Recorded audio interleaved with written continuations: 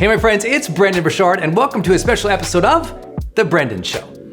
In this episode, we're going to talk about working from home effectively, joyously, productively, successfully. And for many people who are now just working from home for the very first time, I know it seems like a big hurdle and feels so different. Some of you love it, some of you hate it. Worse, most people think there's some surprise secret that is going to allow you to be so much better at home than it was at work. And the truth is, what makes you a productive and effective and successful human being does not change based on where you happen to arrive that day. You know, people who've worked from home for a really long time, or worked at cafes for a really long time, or worked on the road, have learned that it's really not necessarily about the context or the situation. It's how do you show up and get stuff done? Are you being prolific at creating the outputs or the deliverables that really matter to move your career and your mission and your life forward? That's ultimately one of the biggest questions. So today, I'll be sharing with you 10 of sort of my hit list, if you will. These are the 10 things that make me productive in working from home. I hope that they will serve you, but also remind you, listen, no matter where you're working or what you're doing, you've got to be a high-performing person. And that's going to take a lot of mental management, energy management, emotional management, management of other people so you can set boundaries and get things done. But some of the very same rules apply when we teach high-performance productivity at corporations, or if you're at home working from the kitchen table. Many of the rules still apply. And so I hope that you'll find this session to be full of common sense type things, but now it's about making them common practice so that you can be on your A game, deliver excellent value, and move your career and your mission, your life forward. So let's go through the 10 things that I do to work from home effectively. Number one, I never forget that when we talk about work, it must be contextualized in yearly, quarterly, monthly, and weekly goals, baby. If you show up to your kitchen table or the side office that you set up over in the side of the house like this, nothing you do really matters unless you are aiming towards something. That you have a clear vision, clear ambition, clear deadlines, clear deliverables. You must know what you're about this week, this month, this quarter, and this year. What makes an efficient team in corporate America, or an efficient team if it's a husband and wife, or you're working with your friend or your brother? It's all about what are we after this year? So I begin this entire thing with, do you know what your goals are by the end of this year? Do you know what this month's goals are and next month's goals are? Do you know what this week's goals are? Literally as you're watching this, I'd love for you to think about, do you know the 10 things that you were after this week? Specifically what you're gonna do this week. And if not, let's not fool ourselves that it's, oh gosh, working from home is hard because, I'm interrupted by this person or that person, or now I'm doing a lot of virtual Zoom meetings. No, you don't know what you want. That is the problem. You don't have clarity. And no clarity, no change. No goals, no growth. So let's be honest. It doesn't matter where you're working from, home, cafe, on the road, in the car. I don't care. At the end of the day, do you know what you are after? So taking the time to know what your yearly, quarterly, and weekly goals are, absolutely essential to success.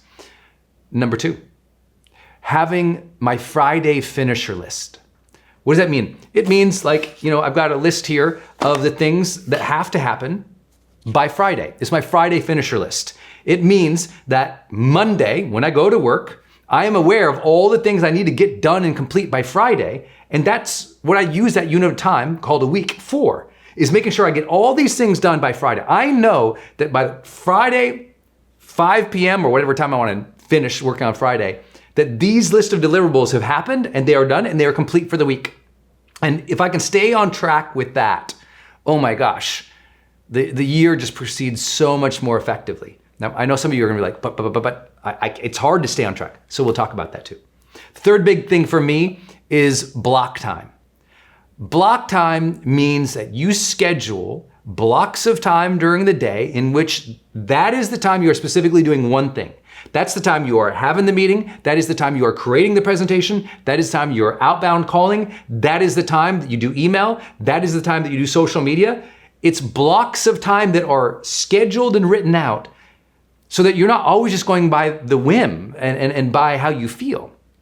Now, I know creatives always say, oh my gosh, that sounds miserable, Brendon, because in all that structure, I'd lose my freedom. No, it's by having structure that you gain more freedom time, right? It's by having the discipline that you get more freedom. It's by having structure that then when you execute that structure, you have more free time. If you're just like going completely free all day, especially from home, it's like all of a sudden you were gonna work that day, but then you did 5 loads of laundry, you did, you chat with the kids, you did this project over here, and everything just kind of fell apart. You did a lot, you were busy, but things fall apart over a period of time without structured, disciplined sets of time, what we call block time, that allows you to move ahead. Block time is most efficiently scheduled in that 35 to 55 minute time frame in our productivity studies. So usually for me, as an example, I'll say, okay, for the next 50 minutes, I'm gonna work on this email sequence to go out to my email newsletter list. Great, that's all I'm gonna do. During that time, I don't check my phone, I don't check social media, I don't randomly check the news, I don't have any other browsers open that aren't exactly relevant to that one task. And that's what allows me not to be being pulled away from social media or notifications on my computer or randomly checking other stuff. Nope, that is the time that those things happen. And the more that I can do that, the better. Like this video right here. This block of time was scheduled, 3 days ago that I was gonna sit here and do this session for you? And I think that's just what is necessary for all of us to succeed. Full disclaimer, I didn't know what the topic was gonna be, but my team suggested this one and you might like this. If you do like this topic, please let us know in the comments down below. Okay, so what else? Oh gosh, I would say next big thing is hourly breaks. Every hour, so I tend to do my block time, between 35-minute and 55-minute blocks of time where I just work on one thing. But on average, about 50 minutes, I have a standing desk that has a timer and a button on it, and I can set it for 45 or 50 minutes, and when it goes off, I'm done. If I'm working from somewhere else in the house, I'm not at this specific desk, I have my phone with me and I set a timer. If my butt hits a chair, 50 minutes goes off, and when it goes off at 50 minutes, I get up, I drink some water, I might hit the ground and do like 4 or 5 vinyasa flows, a little yoga. I will stand in place, bounce in place, literally bouncing in place, closing my eyes, taking 10 deep breaths just to open up the airways, to close my eyes, to reset my eyes because the screen is so fatiguing on the mind and the eyes. And, I might only have a break of 2, 3, 4 minutes and then I'm back at it. But for you, listen, when you're home, to work 50 minutes solid and then, take a 5-minute break to get a snack, or a 5-minute break to throw in a load of laundry, or a 5 minutes, break to make sure the kids are still alive, whatever you have to do. That's a really great block of time. Why? Because the world's largest study of productivity that's ever been done, with over 2 million data points, 2 million people participating, I should say, found that the most productive people tended to take a break at 52 minutes. At every 52 minutes, they took a break. And it almost didn't matter how long the break was. It was, did they have the discipline of having a break, what I often call a pit stop, to just recharge? Because if you recharge throughout the day, well, obviously throughout the day, you're gonna have greater mental energy, greater physical vitality, greater stamina in doing your work than if you just burn straight through. Because then what happens? You hit 2 o'clock, you're wasted. You hit 3 o'clock, 4 o'clock, you're completely ruined. Like your brain is so fried, you're not even effective anymore. And if you had just taken a few more breaks to reset, those recharge sessions, right? Every 15 minutes, a little break on the hour, every break, it just gives you more energy to make it throughout the day. I think that's important, totally vital for me. I'm useless if I try to work 5-6 hours straight. It's awful. Nothing great comes from that. No great art, no great teaching, no great service. Next up, number 5, scheduling with family. right? Scheduling with whoever's in your household for them to know when you're going to work, how long you're going to work. That's so important. And like to have a Sunday meeting with your family and say, okay, this is what dad or mom is doing this week. Here's what's going to happen Monday, Tuesday, Wednesday, Thursday, Friday, meaning getting everybody on board to the schedule and sticking to it, right? Maybe that's for some of you, that means you get up the same time every day. This happens with the kids. This happens with yourself to get your morning routine going. This is what you do when you go to work. And everyone knows, okay, mommy doesn't come out of that room over there until noon. Like she'll be in there. She'll be doing work. We have interruption rules, which we'll talk about. But people need to know, hey, you know what, honey? I'm going to be in the room over there shooting video for the next 2 hours. You won't see me. I won't come out. I'm going to be checking messages. Okay. It's communication of your schedule that is vital to everything. Now, number 6, this is important, interruption rules. If they know your schedule and when you're working, when are people okay to interrupt you? And how should they go about it, right? Should the kid just be allowed to burst in the room and scream at you anytime that they want? Well, I know some people say, well, of course, that's what kids do. And other people, though, they've figured out a way to communicate with the kids to set some of those boundaries. I know it's difficult at different times of their lives. At the same time, you can still teach kids or teach people in your life, your spouse, your partner, others who walk in, how should they engage with you when they're interrupting you, right? It's like, okay, hey, you can come in here, but don't scream. That's the rule. Like setting simple rules, and you've got to stick to them. It's like you can't say it once, you can't say it twice. You have to teach people 50, 60, 70, 80, 90 requests before they absolutely get it. Because people are stuck in their own head, especially kids or other people in your house who are also working, right? Because something is coming up on their radar, they need your time and attention, and it's frustrating for them that they got to come in and interrupt you. So you got to teach the interruption rules, and here's the secret. If you're in a house with other people and you know their interruption rules and you stick to those, they're more likely to return the favor. Number 7, working from home. This one's everything. Everything. Meal prep. Okay, if you're working at some company and they provide lunch, you're so lucky. You just show up, there's lunch. If you're working for some company and they don't provide lunch, but you get that lunch hour, you know you get to knock off, take a break, go get some lunch or go eat some lunch with some friends or by yourself. But it's kind of scheduled and it's expected. But in real life, when you're at home, I bet many of you are like me. And all of a sudden it's like 2, 3, 4 in the afternoon, like I haven't eaten any lunch. Or I haven't eaten anything, you know? You just get busy doing your passion or your art or whatever, and you look at me like, oh my, I have not eaten. And then you go to the fridge and there's nothing, so you eat the crap in the pantry. Meal prep. I gotta admit on this one, Denise is my savior on this thing. Our fridge is always full of good and healthy things. That is a life-changing thing for me because when I was a single young man, there was nothing ever in the fridge and I'd be super hungry, so I'd eat like crap and then I'd feel like crap and I'd lose that ability to work in a productive and focused way. So what I recommend to you is just make sure that going into the end of your day Sunday, or as you plan your day Sunday, you look out to Monday, Tuesday, Wednesday, Thursday, Friday, and you stock up on groceries, that you're ready to go for the week, that you know, like, okay, it doesn't mean you have to prepare every meal. It just means, do you have the groceries that you need to survive the week, right? Including healthy snacks that will support you throughout the day. I think that's really important. Meal prep, have that down. I would say, in my opinion, diet and sleep are the 2 simple wins to nail. Just like when you're working from home, get those right. You're at home. You're at home. Get those right. Everything will change. Okay, number 8. This is really important. And I mentioned this earlier, but it's really important. It's scheduling email and social media specifically. As an example, I only check social media twice per day on average. And unless there's something crazy going on in the world, which as we've seen has been a lot recently, but in general, I do about 15 minutes of email checking right before lunch each day. And then I do about 15 minutes right before, I'm sorry, not email. I do 15 minutes of social media before lunch each day. And I do 15 minutes before dinner each day. And that way, the rest of the day, what's happening? Work, getting things done, doing the deliverables. Social media at home kills people. And here's what I mean by that. When you're at work, you can't just sit at your desk on your phone checking social media. Your coworker's like, hey, do something.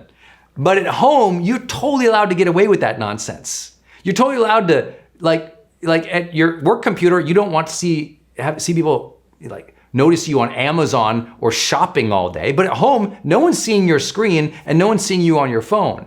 And so you tend to abuse those things at home. And people lose so many hours. I mean, if you spend 30 minutes just browsing like social media on the day that's not purposeful, that 30 minutes ends up being almost a full month of work days gone throughout the year. Literally that much. So you gotta be very careful about it. And so that's why I schedule it.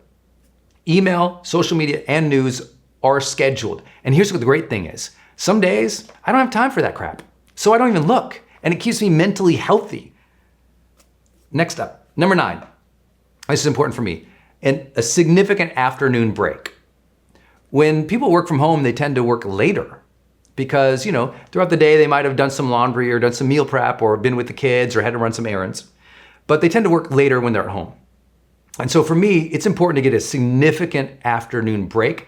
For me, that specifically means I take a long walk in the afternoon with my wife, Denise, or I take a full 20 to 40 minute meditation session in the early afternoon, which for me means anywhere between 3 and 4:30. I might take 20 full minutes of meditation or a nap if I don't take a walk with Denise, because it's a complete reset and I can work later with that recharge than if I don't. And number 10, last big idea, do everything you can to schedule less meetings. Everything you can to schedule less meetings.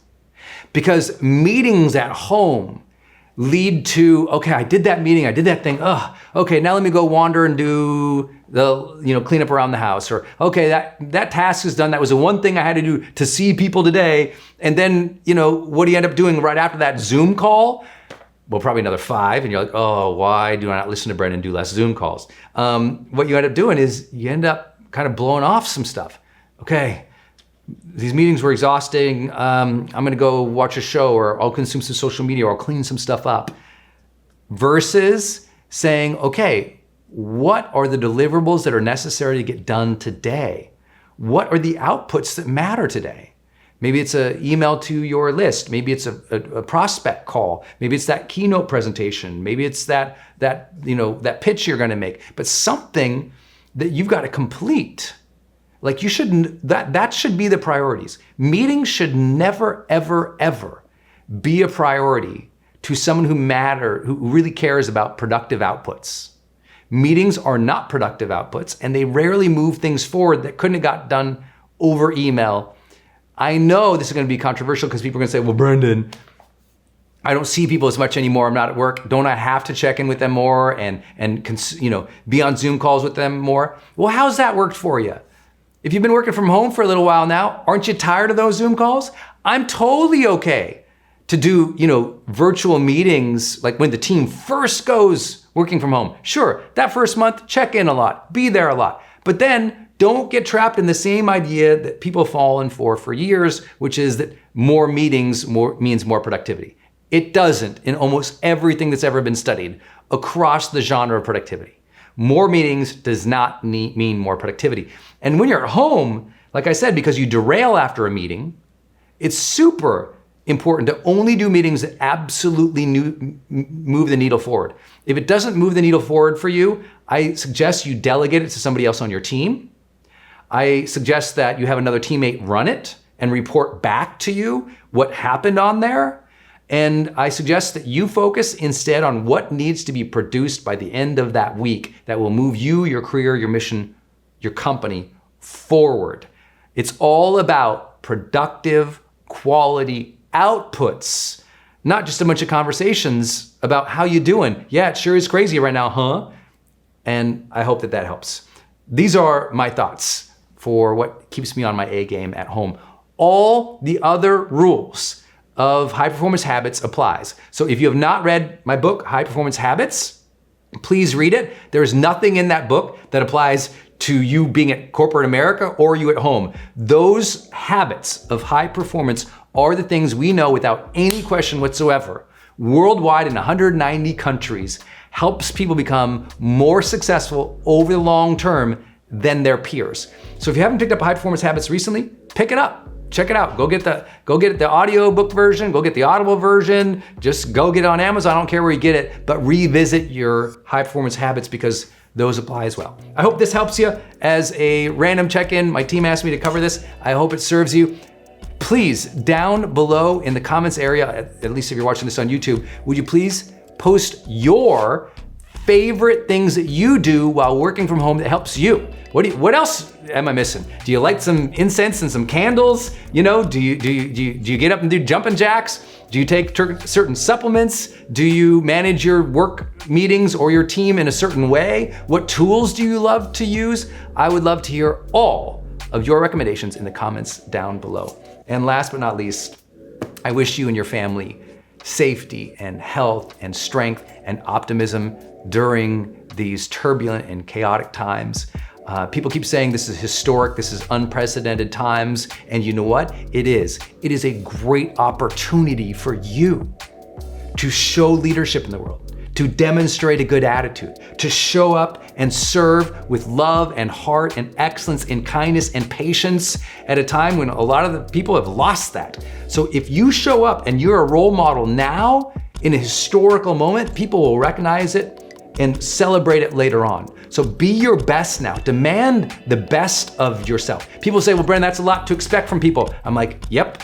And I expect it from myself and I expect it from other people. Because when we rise to becoming our best, when we are vibrant and connected and we are fulfilled because we're doing work that we love, we take care of people, we're being good leaders, that's when we get to change not only our lives, but we get to change the world.